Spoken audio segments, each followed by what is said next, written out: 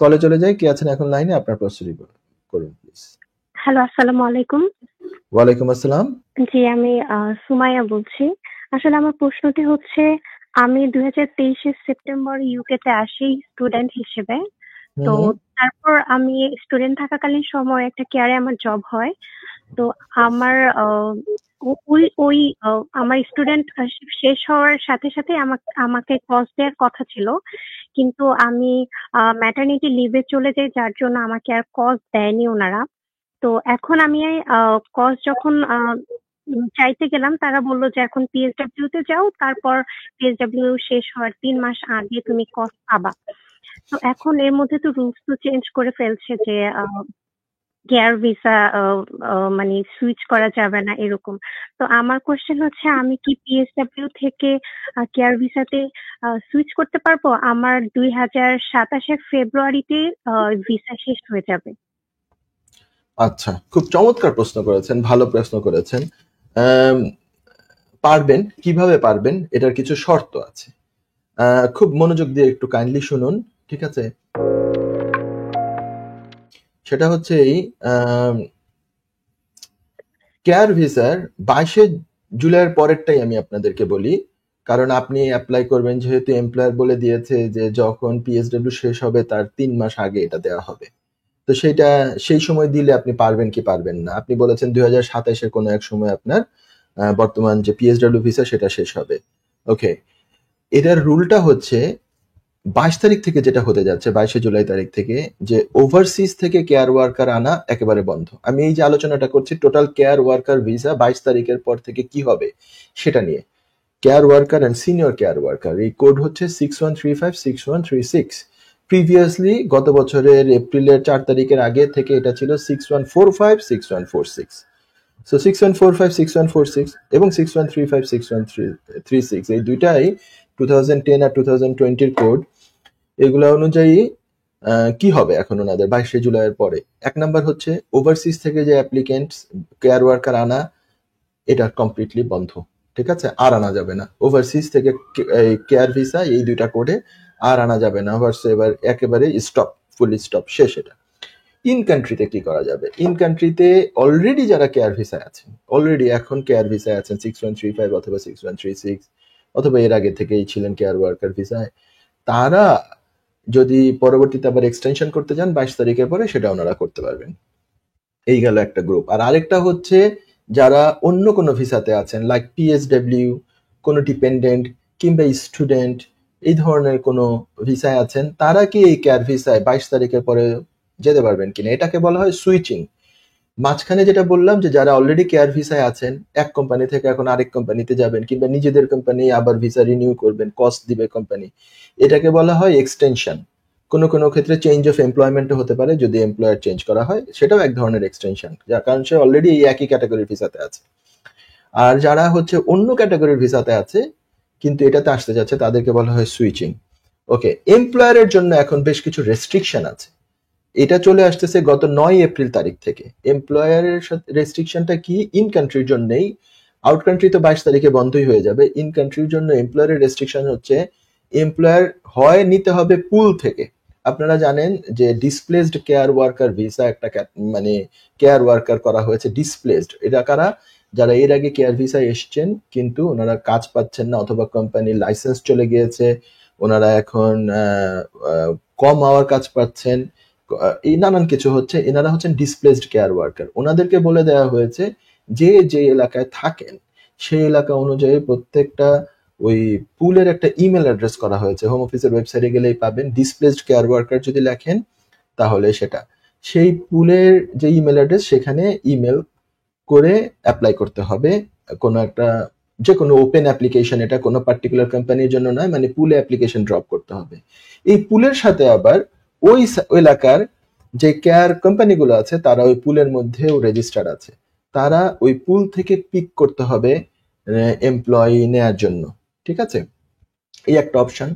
আরেকটা অপশন হচ্ছে তাদের জন্য কেয়ার কোম্পানিগুলোকে অলরেডি এই দেশে যারা কেয়ার ভিসায় আছে, এই পুলে অ্যাপ্লাই করুক বা না করুক, অথবা অন্য এলাকায় থাকে, দূরে থাকে, ম্যানচেস্টার থাকে, এখন লন্ডনে কোম্পানি স্পন্সর করবে, কেয়ার ভিসায় আছে, সে 6135 অথবা 6136 অথবা আগের 6145 6146 এগুলোতে আছে, তারা অনায়াসে তাদেরকে কস অ্যাসাইন করে তাদেরকে মানে তারা তাদের আন্ডারে নিতে পারবে। এই একটা জিনিস। আর পার্টিকুলার আমার এই বোন যে ফোন করেছেন, সম্ভবত সুমাইয়া নাম বলেছেন, নাম আমিও যদি চাই না ডিসক্লোজ করতে তবু বলে ফেলেছেন, তাই আমি প্রিসাইজলি বলার জন্য ওনাকে আবার বলছি। এটাকে বলা হয় সুইচিং, মানে উনি পিএসডব্লিউ ক্যাটাগরি থেকে এখানে যাবেন, এইটার একটা কন্ডিশন আছে। সেটা কি, ওই এমপ্লয়ারকে দেখাতে হবে বা এমপ্লয়ারকে প্রুফ করতে হবে যে কস অ্যাসাইন করার আগে অন্তত পক্ষে 3 মাস এই ক্যান্ডিডেট বা এই অ্যাপ্লিকেন্ট এই কোম্পানিতে কাজ করেছে। অন্তত পক্ষে 3 মাস যাবত কাজ যদি কেউ করে থাকে একটা কোম্পানিতে, তাহলে এই কোম্পানি তাকে কস অ্যাসাইন করতে পারবে। কেয়ার কোম্পানি, কেয়ারের যে দুইটা কোড, এগেইন আবার বলছি 6135 6136, সুইচিং জিনিসটা মানে কি অন্য ক্যাটাগরি থেকে কেয়ারের ভিসায় আসবে।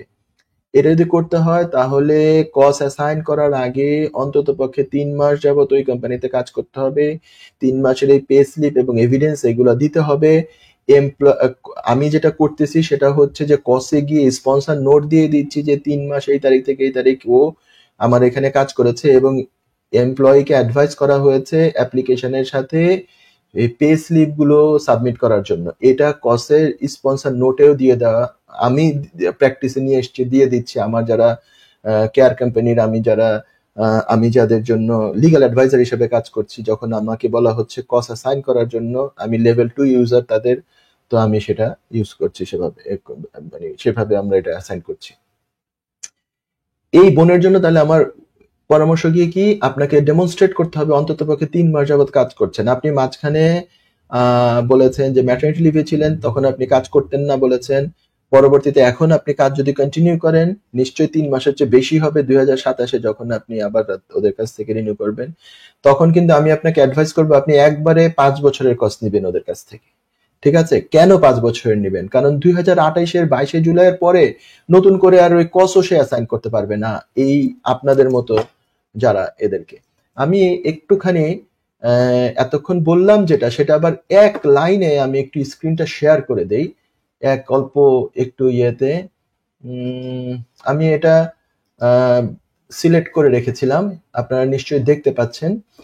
এটা হচ্ছে আমি কোথায় আছি, statement explanatory memorandum of statement of change. হ্যাঁ, সো এইটাই আমি সিলেক্ট করে রেখেছিলাম কতক্ষণ আগে। আমি জানি এই প্রশ্নটা আসলে ডিল করতে হবে, কেয়ারের এটা নিয়ে সারাদিন আমাকে উত্তর দিতে হচ্ছে। The changes also provide for in-country applications for those switching from the visa routes to continue for transition period until 22 July 2028, at which point these occupations will be removed from the immigration salary list or temporary shortage list. Workers must have been legally এই জিনিসটা হচ্ছে legally working for the provider that is sponsoring them for at least 3 months. এই মুহূর্তে আপনাকে আমি যেটা বললাম আপা মিসেস সুমাইয়া, ওনার জন্য উত্তর হচ্ছে এইটা। Workers must have been legally working for the provider that is sponsoring them for at least 3 months before the date their certificate of sponsorship was issued to them by their sponsor. These requirements supports continuity of employment, blah blah blah, এই আর কি। তো এই জিনিসটা, তো আপনি যদি আপনার মতো যারা আছেন সুইচ করবেন আগামীতে, এটা যে অ্যাডাল্ট সোশ্যাল কেয়ার এই সেকশনে আমি আছি যে 6135 6136 এর, সো এইটা হচ্ছে সুইচিং, মানে অন্য ক্যাটাগরি থেকে কেয়ার ক্যাটাগরিতে যদি এখন ইন কান্ট্রি সুইচ করতে হয়, তাহলে হচ্ছে অন্তত 3 মাস যাবত কাজ করে এটা হতে হবে এই কোম্পানির আন্ডারে, তারপরে কস অ্যাসাইন করতে হবে। ঠিক আছে?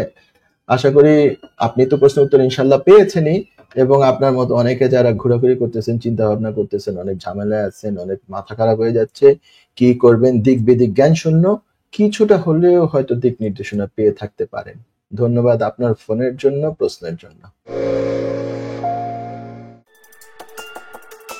যুক্তরাজ্যের ভিজিটর ভিসা নিয়ে দুশ্চিন্তা? আপনার আত্মীয় বা বন্ধুর ইউকে ভিজিটর ভিসা রিফিউজড হয়েছে? আপনি কি জানেন হোম অফিসের এই সিদ্ধান্তের বিরুদ্ধে জুডিশিয়াল রিভিউ করা যেতে পারে? উইলডেন লিগ্যাল সলিসিটার্স নিয়ে এলো ইউকে ভিজিটর ভিসা রিফিউজালের বিরুদ্ধে নো উইন নো ফি বেসিসে জুডিশিয়াল রিভিউ করার ব্যবস্থা।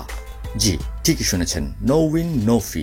তার মানে আপনি আমাদের ফি শুধুমাত্র তখনই পে করবেন যখন আমরা আপনার জুডিশিয়াল রিভিউতে সফলতা এনে দিতে পারবো। আমাদের রয়েছে দীর্ঘদিনের অভিজ্ঞতা সম্পন্ন দক্ষ ইমিগ্রেশন সলিসিটার্স, যারা সর্বোচ্চ গুরুত্ব সহকারে আপনার জুডিশিয়াল রিভিউ পরিচালনা করবে। বিস্তারিত তথ্যের জন্য যোগাযোগ করুন 0207-423-9977। Wilden legal solicitors, your trusted law firm.